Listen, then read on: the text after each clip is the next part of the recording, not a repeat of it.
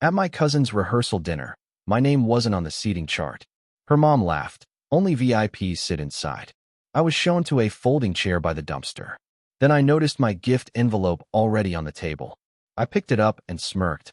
I guess it was nothing important. So I pulled out the $8,000 check, waved it in the air, and walked out. She started crying before I even hit door. I, 29M, walked into the venue for my cousin's rehearsal dinner expecting the usual family chaos. But what I got was a masterclass in humiliation that would cost someone dearly. The first red flag should have been the security guard at the door. Checking names against a clipboard like this was some Hollywood premiere instead of a family gathering at a mid-tier banquet hall. When I gave my name, he squinted at the list, flipped through pages, then called over a harried-looking woman with a headset. She introduced herself as the wedding coordinator and explained that my seat wasn't available yet, but I could wait in the lobby while they sorted things out. I'd driven 4 hours through traffic to get here, wearing my best suit, carrying an envelope that contained more money than most people make in 3 months. But sure, I'd wait. 20 minutes passed. Guests I barely recognized walked past me into the main dining room, their names apparently worthy of immediate seating. I watched through the glass doors as people found their assigned tables, complete with printed place cards and elaborate centerpieces. The bride's side was clearly distinguished from the groom's side, with different colored linens and what looked like upgraded floral arrangements. Finally, the coordinator returned with my cousin's mother trailing behind her. My aunt looked me up and down with this expression I'd seen before at family gatherings, the one that said I was tolerated rather than welcomed.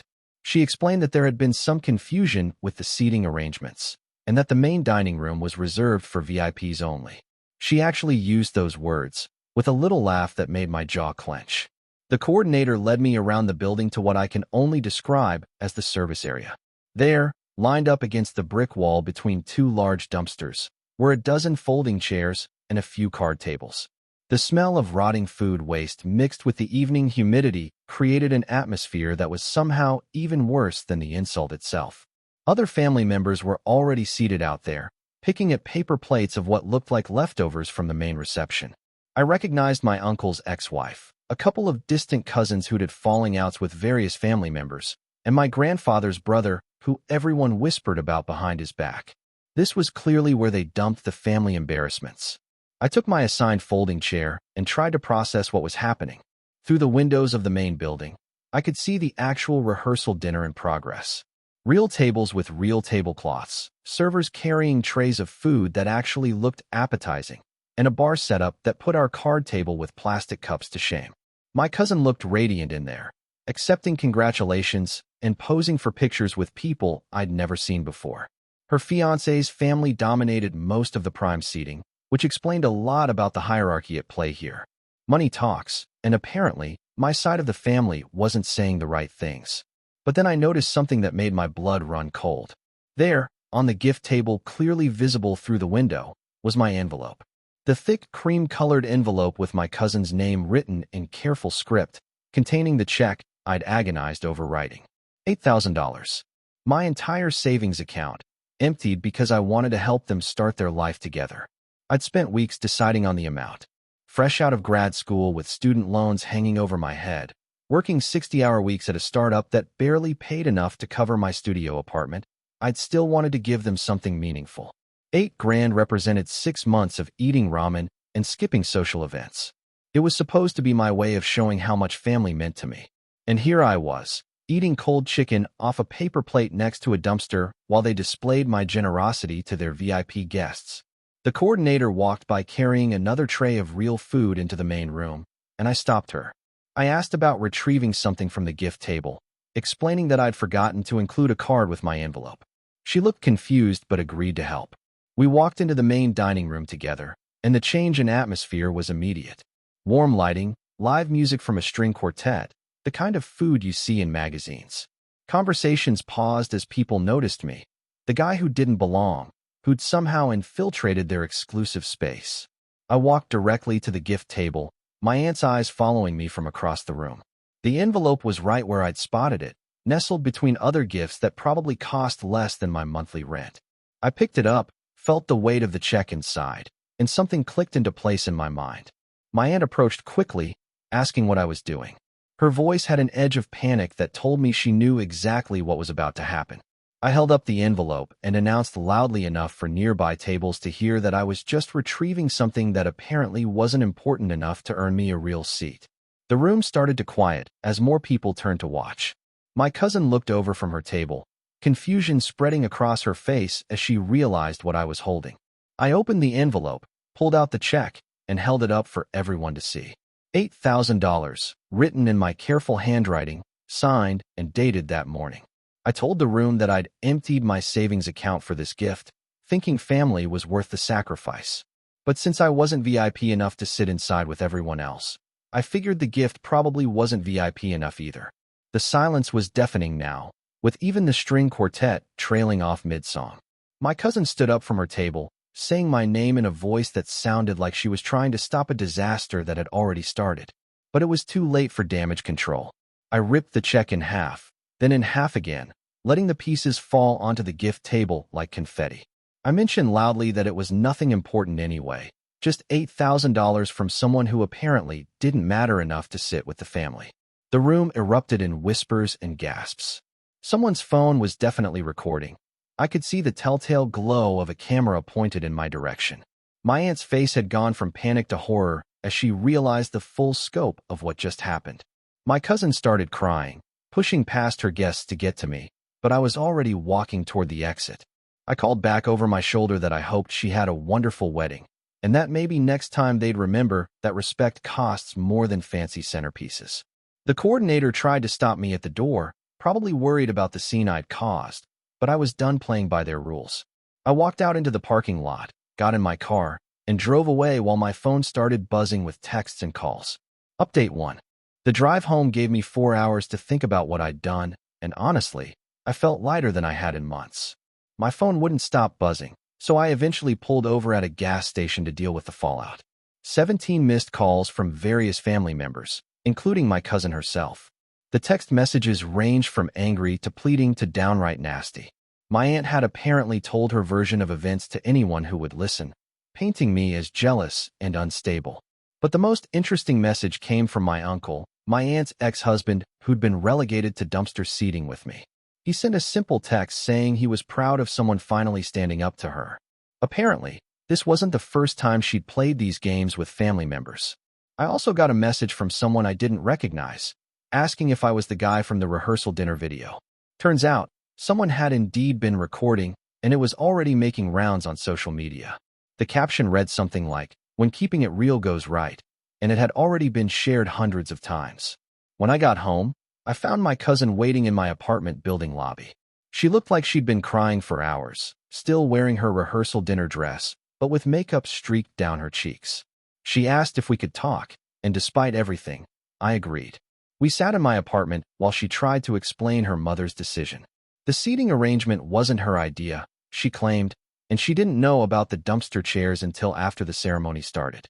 Her future mother-in-law had apparently demanded that only established family members sit in the main room, and her mother had gone along with it to keep peace.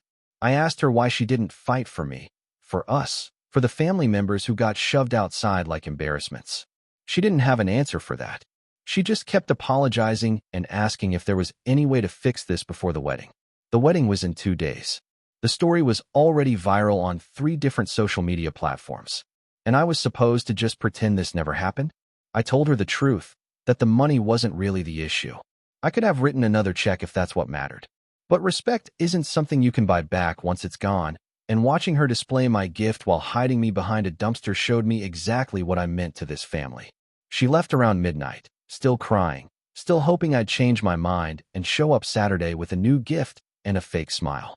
Update 2.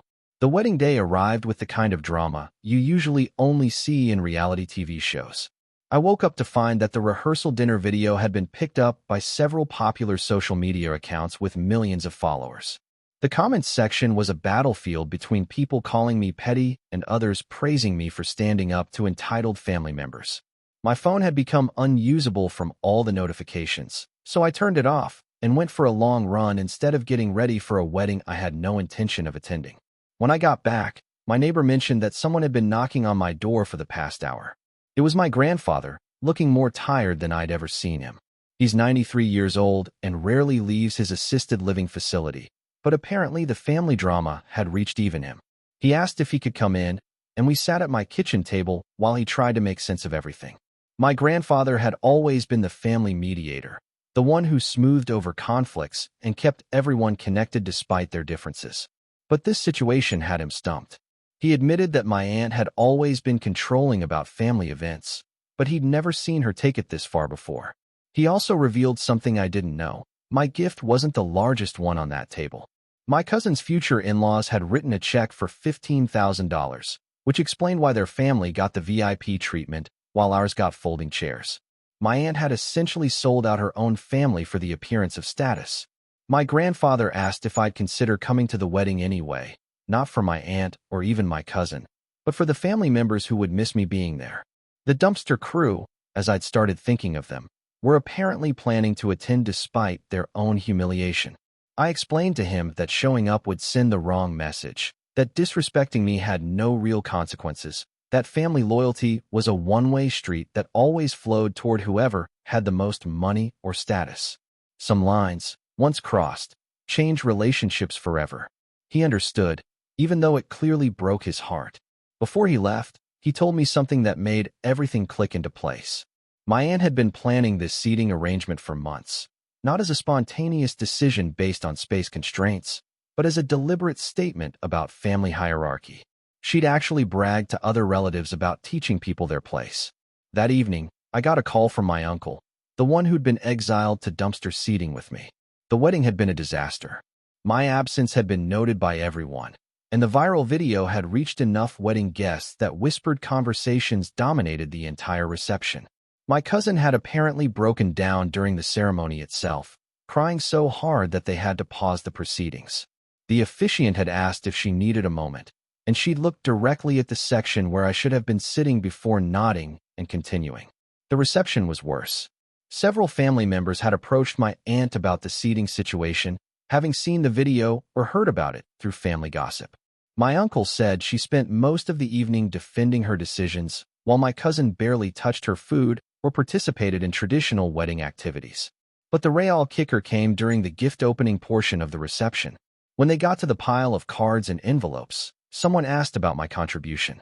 My cousin had to explain, in front of everyone, that there was no gift because I'd destroyed it after being seated by the dumpsters.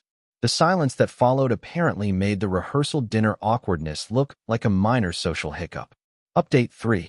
3 weeks after the wedding, my cousin showed up at my apartment again. This time, she wasn't crying. She looked tired but determined, carrying a folder thick with what looked like financial documents. She'd done the math on wedding expenses and realized that my destroyed check would have covered their entire honeymoon.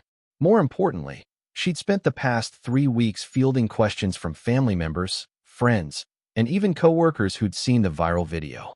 The story had taken on a life of its own, with local news stations picking it up as a human interest piece about family dynamics and social media consequences. My cousin had also discovered something that changed her perspective entirely.